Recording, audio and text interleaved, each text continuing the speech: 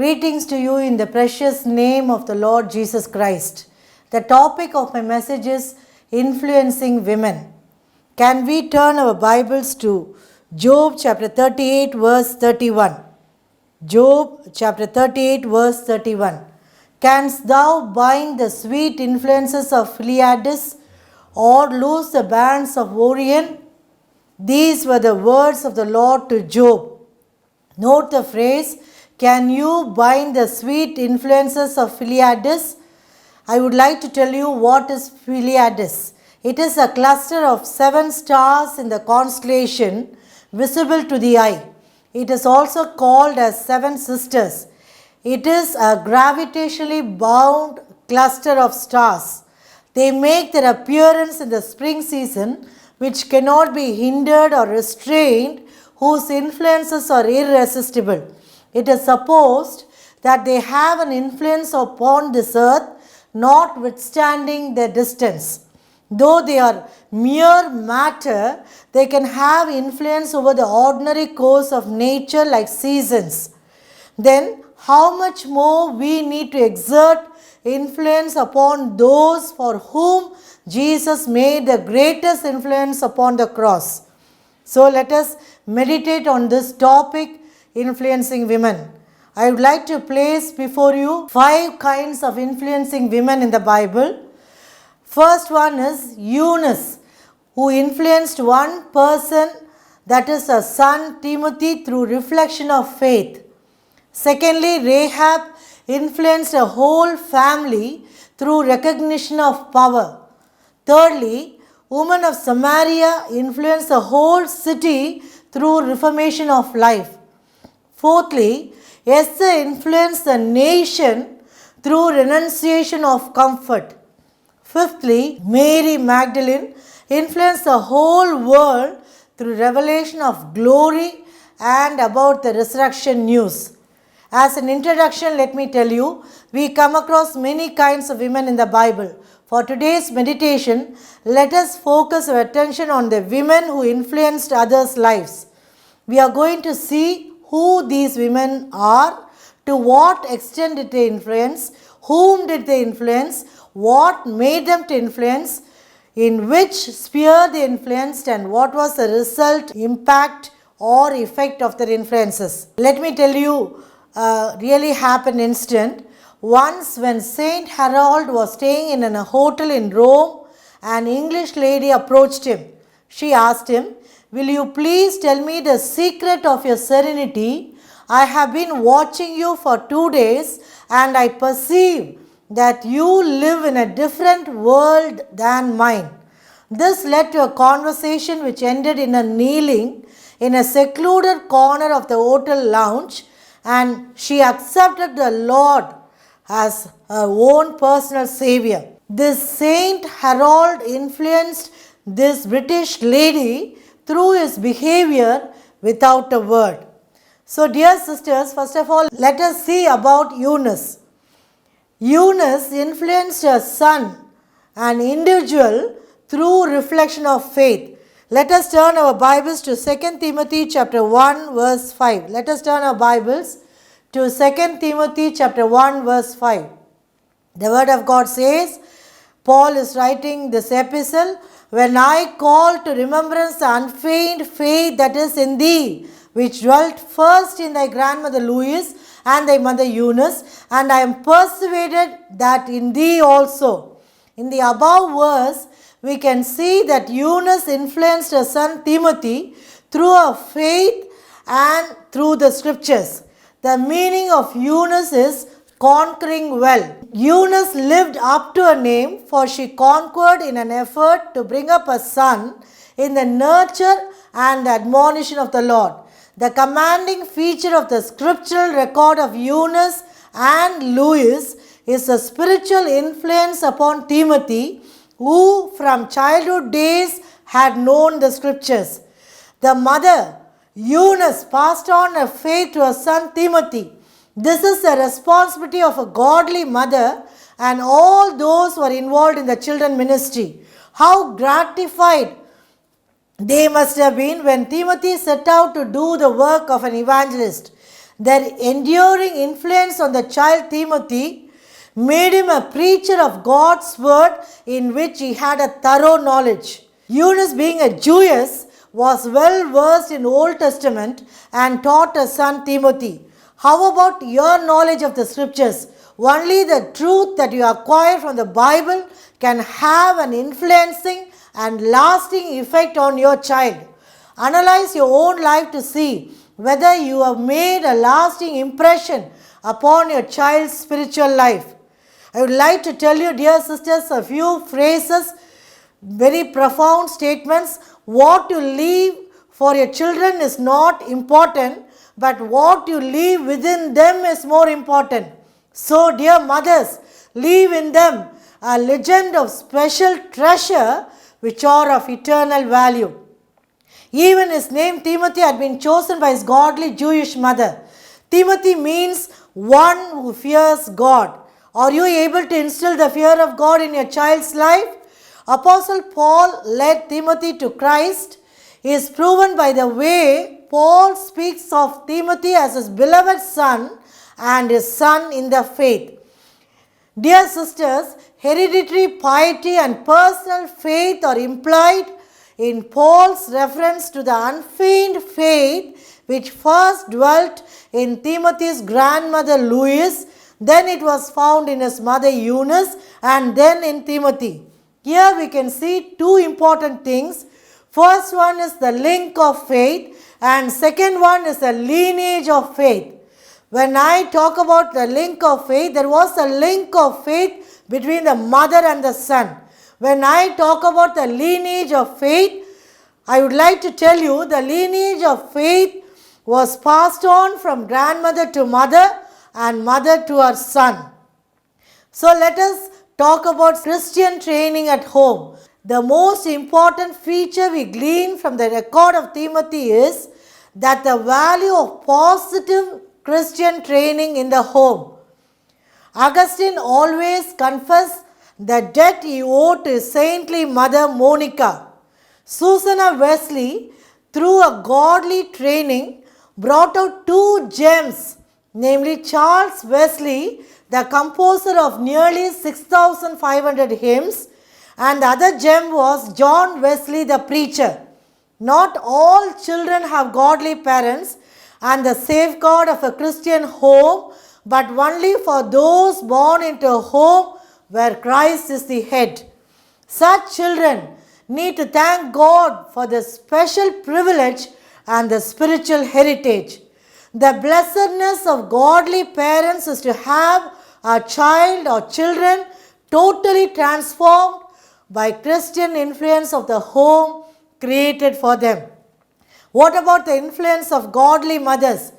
I would like to tell you, behind every great man is his mother. Mothers do influence their sons and daughters. One of life's greatest blessings, as I already told you, is to have a godly mother. I am a living witness to this fact, having raised by godly parents who trained me up in the eternal value of God's word. My father was a preacher of God's word, and my mother is still a prayer warrior. So having raised by such godly parents, the lineage of faith was passed on from them to us, and we are able to stand in the ministry as effective witnesses for God's glory. And thus, one of the greatest gifts you can give your children is to be a godly mother. I would like to elevate the role of godly mothers by looking at the influence of a godly mother on her son Timothy. Godly mothers are not only women of sincere faith, but they are also mothers of great influence as they train the children. They also seek to hand over that faith to the children. I would like to tell you, dear sisters, genuine faith is contagious. Timothy could see the Lord in them and he was attracted to the Lord. How can mothers influence their children? By training their children in God's word and in God's ways. The parents should be the primary agents for teaching the children God's word. But mothers should also pray for godly mentors and monitors for the children, just like Paul was to Timothy. A mother must grow in a love for God's word. You cannot impart what you do not possess. Your kids must be able to see evidence of your love for God's word. Godly mothers will use God's word to lead her children to saving faith in Christ. I would like to talk about Charles Spurgeon. Spurgeon's father was often away from home preaching. Once, as he was on his way to a service, he feared that he was neglecting his own family while caring for the souls of others. So he turned back and went home. When he came inside the house, everything was quiet except for the voice of his wife behind the bedroom door. He listened and heard her pleading earnestly in prayer for the salvation of all her children, especially for a strong-willed firstborn son called Charles. His father thought that with his wife caring so well for the spiritual interests of his children, he could go on about the Lord's business. So he left again for his preaching engagement without disturbing his wife. Later, Charles Spurgeon said about his mother once, "Never could it be possible for any man to estimate what he owes to a godly mother."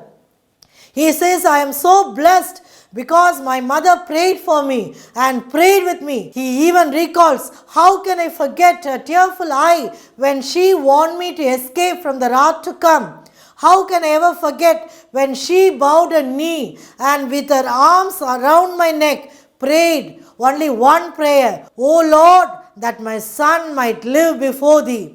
So Charles Spurgeon became the prince of preachers. That's what godly mothers can do in the son's life. So godly mothers should influence the children by training them in two ways: by making them to love God's word, and secondly by making them to live by God's word. So dear sisters, what a lifelong influence Louis and Eunice had on Timothy. Surely he was strengthened greatly through his relationship with Paul, but the foundation was laid by his godly mother and grandmother. God can use you, dear sisters, as he used Eunice in Timothy's life. Walk with God in sincere faith. Use God's word to lead your children in the same faith and train them in God's ways. Then you shall become mighty influencers, mentors, and prayer warriors for your children. What about the person who influenced Naaman? What about the maid of Naaman's wife? In the first point, I am talking to you about the person who influenced an individual. We talked about Eunice. Now I would like to talk about the maid of Naaman's wife. The slave girl who influenced an individual is the maid of the mistress of Naaman. She played four main roles. First of all, she was a maid, then she was a slave, but thirdly, she was a believer. She didn't stop with it. She became influencer or herald. What do we read in 2 Kings chapter 5 verse 3? 2 Kings chapter 5 verse 3. And she, the maid, said unto her mistress, "Would God my Lord were with a prophet that is in Samaria, for he would recover him of Naaman's leprosy." Dear sister, she didn't keep quiet in a slavish condition. It was true that she came to the house of Naaman as a slave. But what, where, and how did she influence Naaman? And what was the result? Young though the maid was, she feared the Lord, and her great faith was like a flame lighting the spirit of every other person. Naaman and his wife, the Syrian king, the servants, and the prophet himself, everyone felt the impact of influence upon Naaman by a little maid. She belonged wholly to the Lord, and she believed implicitly in his power. Firstly, in an idolatrous place, she clung to her own faith in the living God and sought to share her knowledge of him with others. She had a strong faith which enabled her to live without any feeling of hatred towards a family who enslaved her. She never hid a light under a bushel. Although she was only a maid, this godly girl did not feel that she was too insignificant and too unimportant to influence others. Secondly, where did she influence? In a slavish condition, she had the mind to influence Naaman. The expressed and followed faith of the maid in a captured home influenced Naaman's wife. That is why the words of the maid were taken seriously and it was passed on to Naaman's notice. Her lowly position did not hinder her from influencing others. Dear sisters, the possibilities and the environment of the maid were limited, but she had a strong faith and a loving heart. She was true to a God in a moment of need. The story of the maid teaches us the far-reaching influence of the humblest yet strongest in God's service. Godly maids with an appropriate sense of responsibility can make tremendous influence over everyone they come in contact with. Though she was in lowly spheres of labor, she is ever remembered for the opportunities of service she had done for the Lord. She was not restricted as the privileges were restricted. Naaman believed what the captive maid said. He was impressed with the testimony of the girl, how the little maid must have felt rewarded for her loyalty to God for her part of influence when Naaman got healed. Thirdly, how did she influence? She accepted a lowly condition first, and she was willing to express a simple faith. And thirdly, she was willing to humbly intercede on behalf of Naaman. Though she was a captive, too obscure to be called by any name, will be held in everlasting remembrance because of her influence. Naaman came to know about the God of Israel through her influence.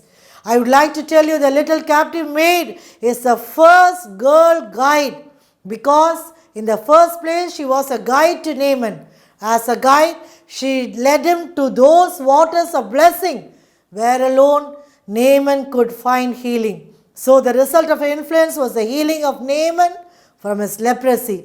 Dear sisters, I would like to encourage you to become an influencer to heal sinners from the spiritual leprosy. So like Eunice, through the reflection of faith, let us have an influence upon an individual, upon our children, and upon those we come in contact with.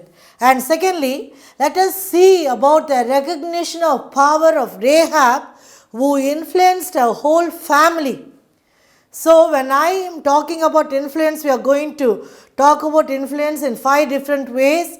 First woman influenced one individual called Timothy, and second woman influenced a whole family, and the third woman influenced a city, and the fourth woman influenced the whole nation, and the fifth woman influenced the whole world.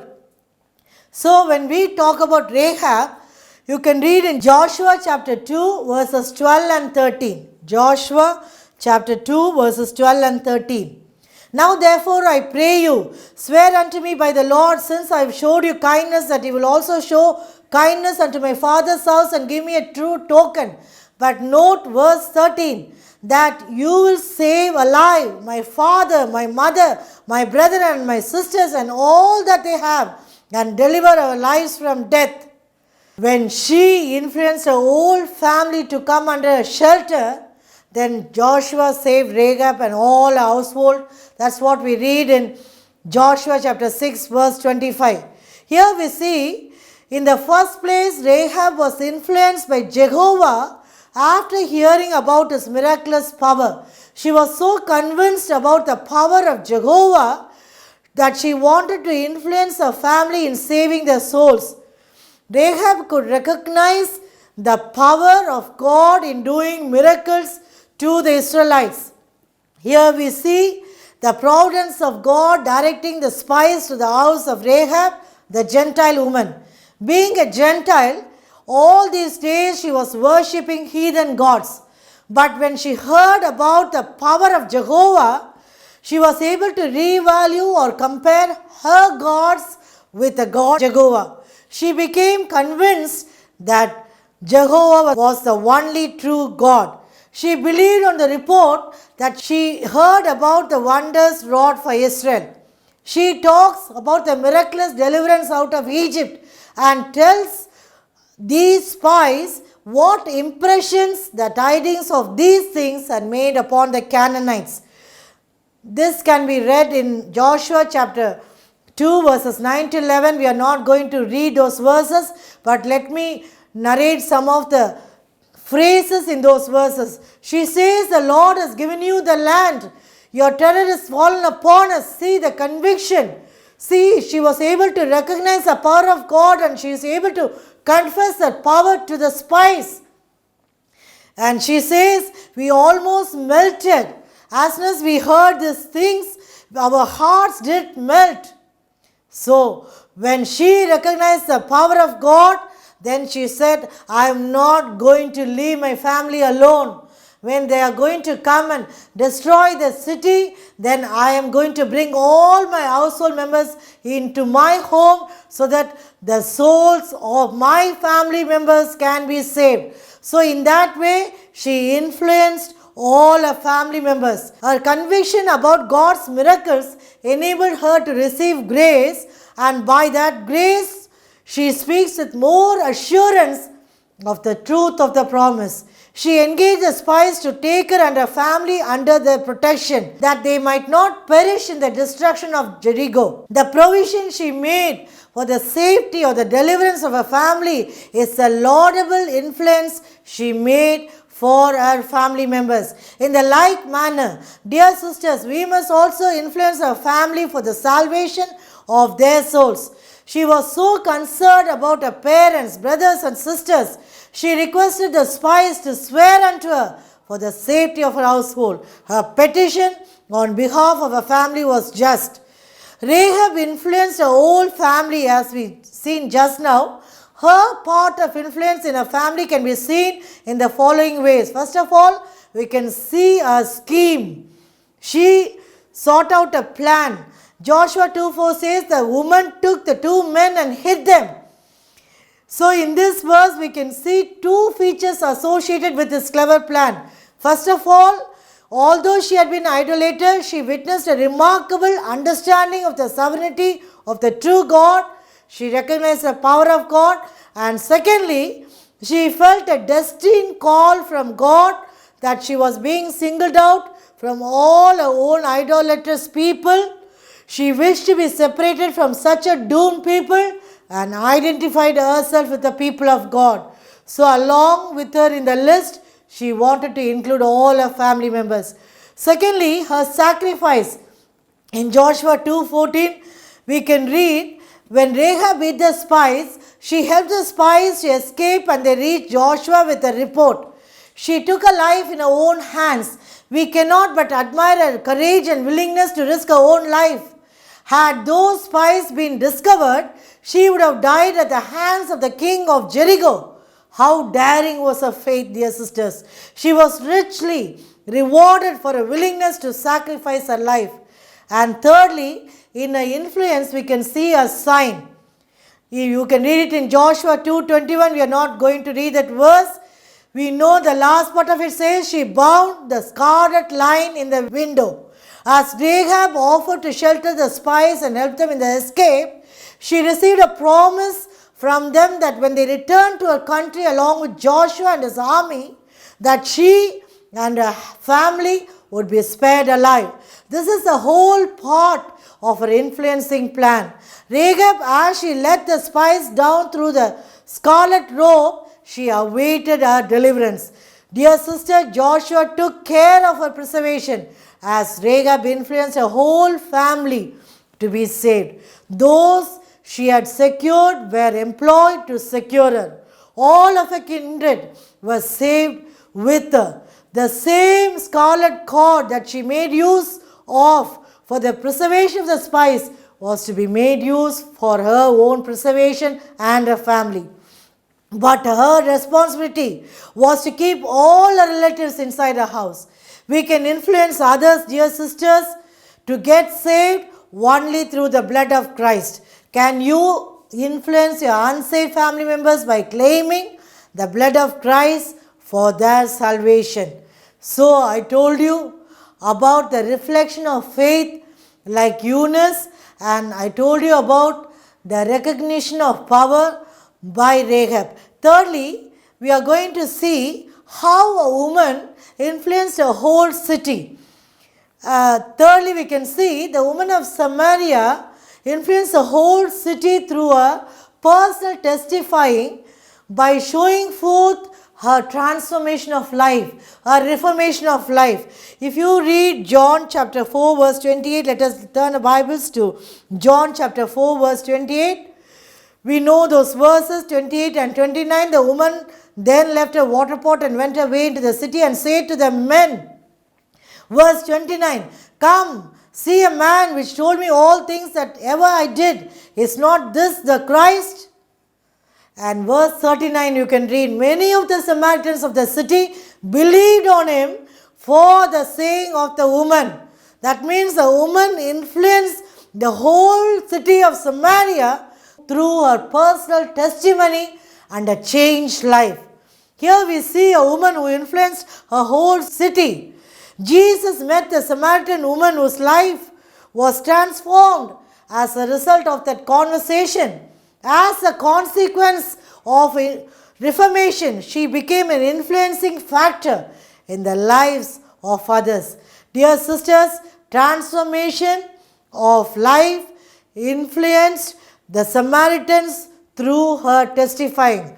Let me repeat, transformation of her life influenced the Samaritans through her testifying. I would like to tell you, without transformation of life, there is no testimony about life.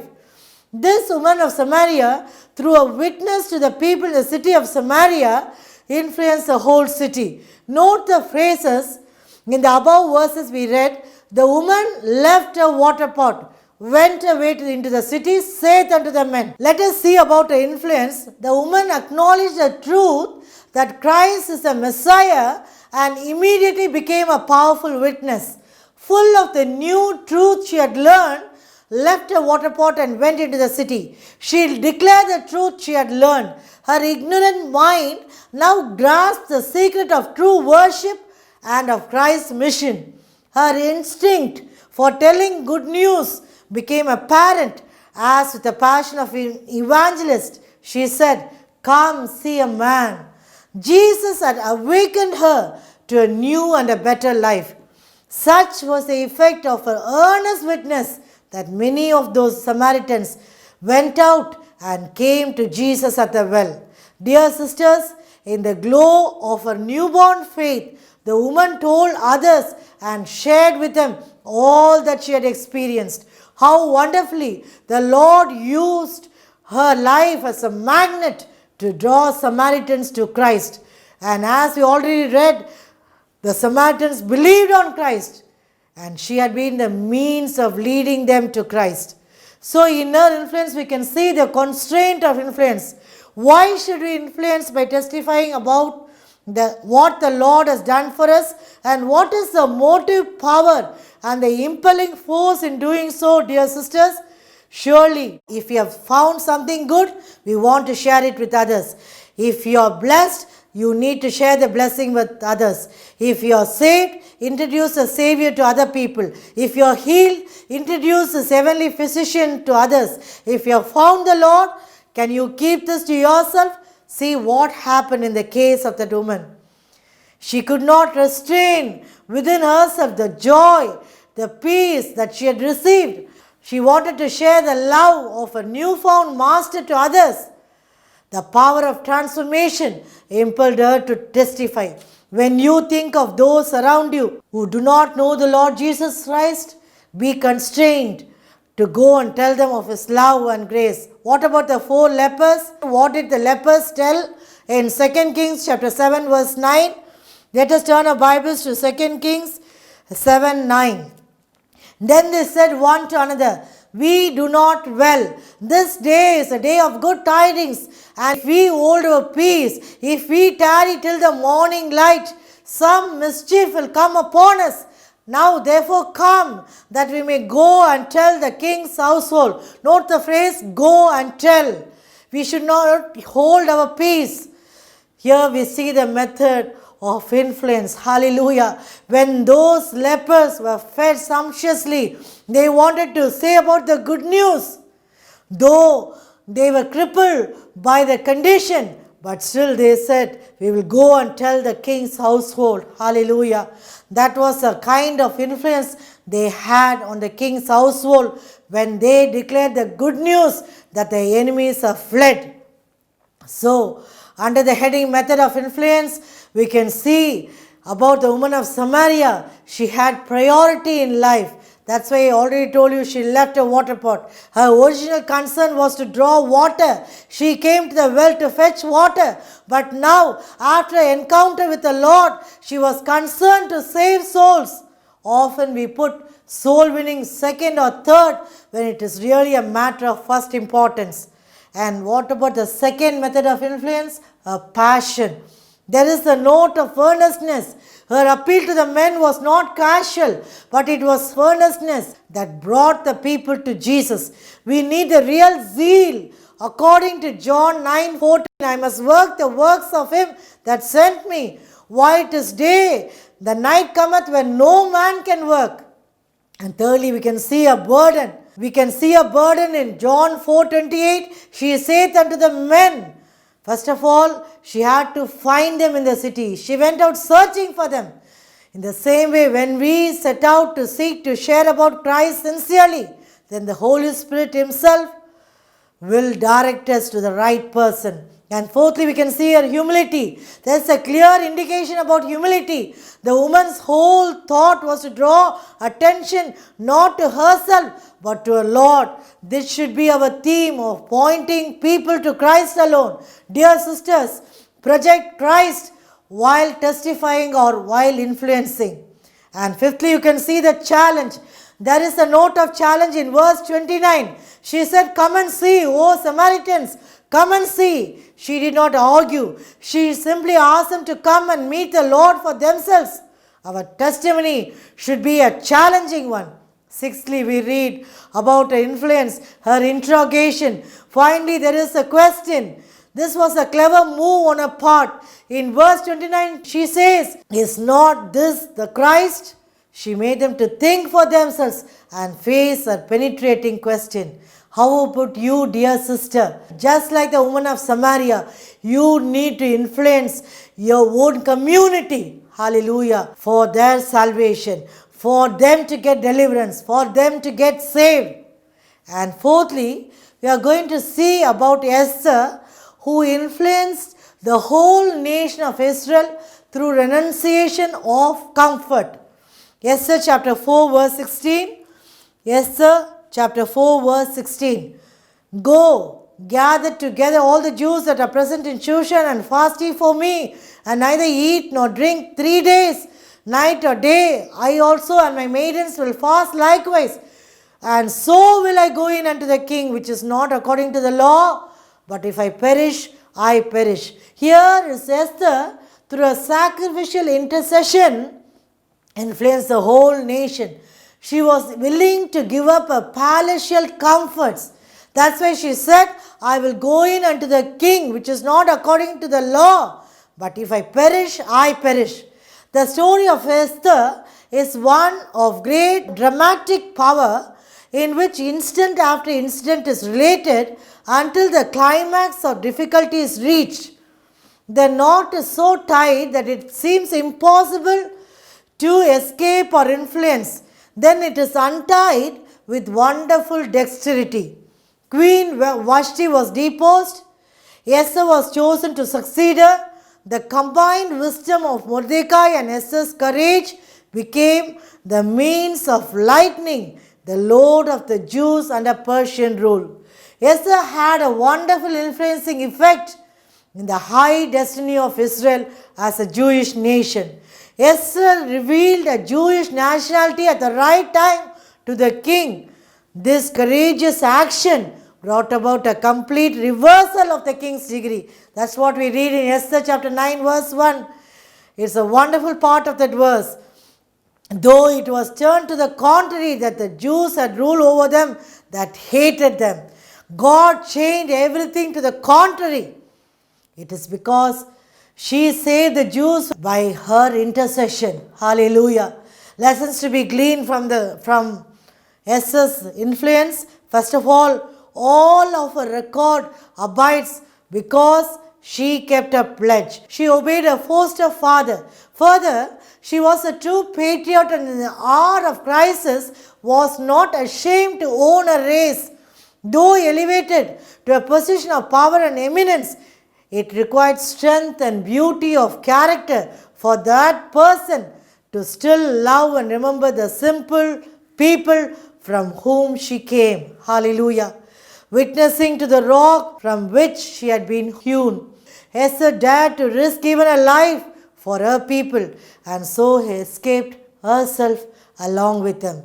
And secondly, by her fasting and prayers, she was for her nation a great deliverance. God used her as an instrument of His providence for the working of a glorious purpose. There had been preparations of humiliation, prayer, fasting and prayer to go to the king. She approached him to make a plea.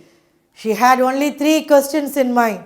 How can I endure to see the evil that has come unto my people? Secondly, how can I endure to see the destruction of my kindred? Thirdly, how much my nation needs godly influences like me. Dear sisters, you may be tempted to sigh and say, if only I were like Esther, with great opportunities, I would have saved my entire nation. But in whatever positions you are in, you need to prepare yourself to influence your people of your nation. Dear sister, you need to realize that whoever may be around you, no matter how mean your environment may be, there are magnificent and unparalleled opportunities of serving God in this needy world. Still, you can influence your nation through your fasting and prayers. Serve the Master to the limit of ability. Wherever in His providence He has placed you, prepare yourself for a larger circle of service if such be His will. In the matter of influencing people, you should take into account the following important things. First of all, you must seek divine guidance in times of difficulty. And secondly, when there is a necessity to be ready to renounce self, be ready for the good of others. Be willing to give up your self-life. Thirdly, value and seek the cooperation of fellow believers for fasting and prayer. And fourthly, have unbounded confidence in God's providence. Never undervalue small things. Fifthly, acknowledge God as the author of all deliverance and mercies. Sixthly, use God-given positions effectively in the ministry of influencing others. So we have come to the 5th point. Mary Magdalene influenced the whole world through the revelation of the glory of the resurrected news. Hallelujah. Mary Magdalene influenced the whole world through the news of the resurrection of the Savior. Can we turn our Bibles to John chapter 20 verse 18? John chapter 20 verse 18. Mary Magdalene came and told the disciples that she had seen the Lord, that He had spoken these things unto her. Note the phrase, she came and told the disciples. In truth, she was a demon-possessed person, but delivered by Jesus.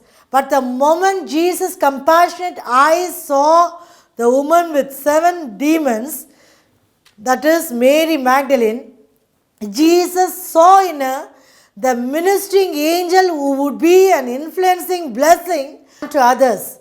After deliverance, she became one of the most devoted women disciple of Jesus Christ. She was deeply grateful for physical and mental healing. Dear sister, she was delivered or saved from the terrible power of hell, and she gave her best to her master. When Christ saved her, He gave her the highest virtues of fellowship, sacrifice, fortitude, and courage. Delivered, Mary became a disciple.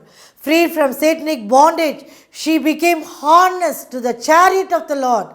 emancipated Mary became an influential tool in the hands of the Master. Dear sister, we read in Matthew chapter 28 verse 1. Let us turn our Bibles to Matthew chapter 28 verse 1. Matthew chapter 28 verse 1. In the end of the Sabbath, as it began to dawn toward the first day of the week, came Mary Magdalene and the other Mary to see the sepulchre. She was in the garden too. Mary Magdalene was the first woman to come to the tomb to witness the most important event in world history and the pivotal truth of Christianity, namely the resurrection of Jesus Christ. What a great honor God conferred upon the faithful Mary Magdalene in permitting her to be the first witness of His resurrection. She was at the tomb early on that first Easter morning, thrilled at having Jesus alive again. Mary's love was of a nature which leaned upon the human presence of Jesus. She learned to rise to a higher and a nearer spiritual communion with Him. Her earthly affection needed to be elevated into a heavenly love. The influence that Mary had on the world was by becoming the first herald of Christ's resurrection. She had to go and announce the greatest good news ever proclaimed. John chapter 20 verse 17. Let us read that verse. Jesus saith unto her, Touch me not, for I am not yet ascended to my Father. But note this phrase, Go to my brethren and say unto them, I ascend unto my Father and your Father, and to my God and your God.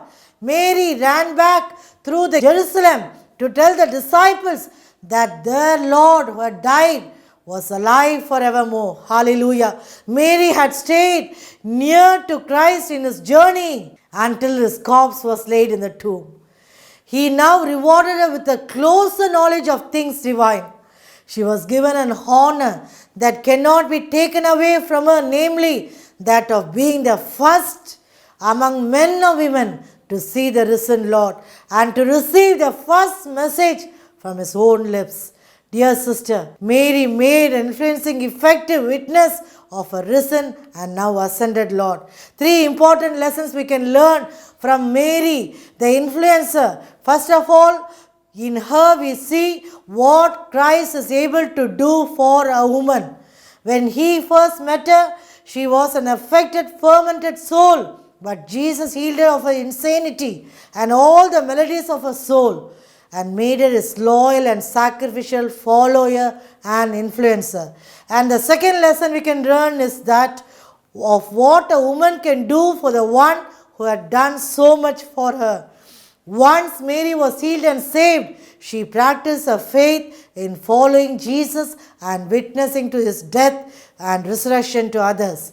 And thirdly, are there not 1,000 ways in which converted and consecrated women can serve the Master acceptably?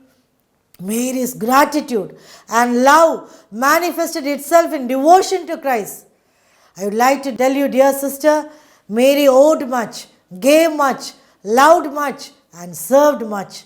Are we loving and serving Him to the limit of our capacity, daily witnessing to the power of His resurrection?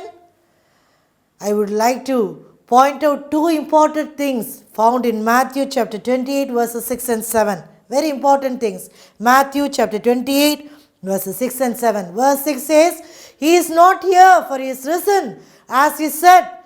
Note the phrase, Come see the place where the Lord lay. Verse 7, And go quickly and tell His disciples that He is risen from the dead. Note the 2 phrases. One is come and see. Secondly, go and tell. Hallelujah. If you have already seen the power of God, then you need to go and tell the people about the power of His resurrection. Hallelujah. I would like to tell you, every day is an Easter day for us. Every day we need to declare the news of His resurrection and the power of His resurrection. Let me close with an illustration. Once a person called Stuart was saved during a mighty movement of the Spirit of God in Scotland. So in that meeting, a young lady also got saved. Her name was Helen Ewing. She was just a young girl, But at the very threshold of a new life on Christ, she crowned him as absolute Lord, and she was filled with the Spirit. The rivers of living water just simply flowed from that young girl's life. Although she died at the age of 22, all Scotland wept, and hundreds of missionaries all over the world mourned for her. To talk about her life, she had mastered the Russian language and was expecting to labor for God in Europe. She had no outstanding personality. She never wrote a book nor composed a hymn. She was not a preacher and never traveled more than 200 miles so far as from her home. But when she died, people wrote about her life story. Although she died early in life, she had led a great multitude to Jesus Christ. Her everyday schedule was she used to get up early each morning about 6 o'clock to study God's word, to commune and to pray. And she used to pray for hundreds of missionaries. Stewart says that after death, when he met Helen's mother, then Helen's mother showed Helen's diary to Stewart. In the diary, Stewart could see 300 names of different missionaries for whom she had prayed. And it also showed how God burdened that young heart with a ministry of prayer. And in the diary, she had the date when she started to pray for a request and also the date when God answered her petition. So she had a dynamic prayer life that moved God and saved man. On another occasion, Stewart was talking one day with two university professors in London City. They were talking about dynamic Christianity when one of them suddenly said, "Brother Stewart, I want to tell you a story." And he told that in Glasgow University there was a remarkable young lady called Helen. Wherever she went on the campus, she left a fragrance of Christ behind her. He was talking about the same lady. For example, that professor said if the student were telling unwanted stories or discussing about something unwanted, then someone would say, when Helen passed by that side, "Helen is coming, be quiet." So whenever she passed by them, she left the power of God behind her. So such was the life of Helen Ewing, who was a powerful influencer without a word of testimony, without preaching, without writing a book or without composing a hymn. Through her prayers, influenced so many people and impacted so many lives for Christ. So dear sister, how is your life? I would like to encourage you to become like Eunice, to influence an individual through reflection of faith. And secondly, be like Rahab, influence your own family, unsaved family, through recognition of God's power in your own life. And thirdly, be like the woman of Samaria, influence your whole city through your transformed life or reformation of life. And fourthly, be like Esther, influence your whole nation through renunciation of comfort. Fifthly, be like Mary Magdalene, influence the whole world with the power of resurrection news through revelation of His glory. Dear sister, let us all close our eyes and look to the Lord. Let us ask the Lord, make me a powerful influencer. So many people are in need. So many people need our prayers. Have that burden. Hallelujah. Lord, every day I must influence somebody, Lord, in my life for the sake of Christ. Hallelujah. Hallelujah. Reflect your faith upon your children. Hallelujah. And recognize God's power in your life and do something for the salvation of your family.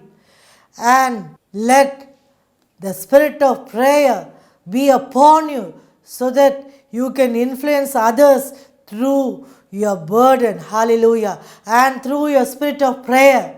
And fourthly, as I said, hallelujah, give up all your comforts. Hallelujah. And be an influence to somebody in need.